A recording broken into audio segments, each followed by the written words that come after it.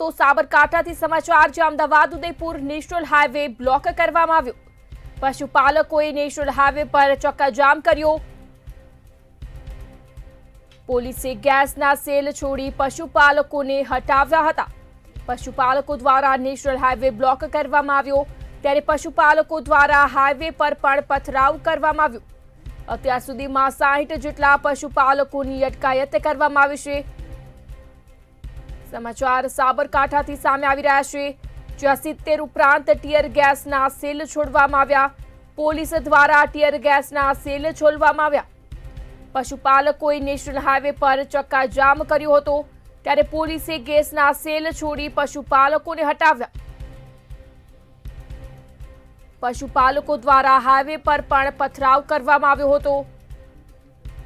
અત્યાર સુધીમાં 60 જેટલા પશુપાલકોની અટકાયત કરાઈ છે।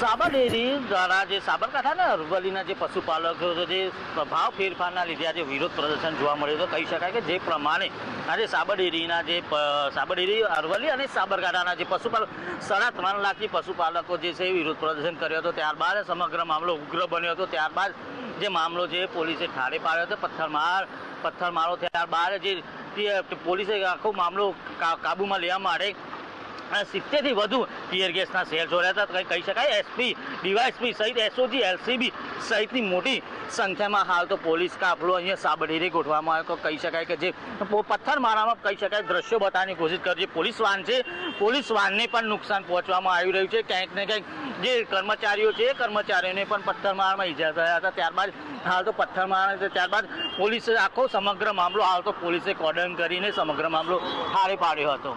દીપકસિંહ રાઠોડ, મંતવ્ય ન્યૂઝ, સાબરકાંઠા।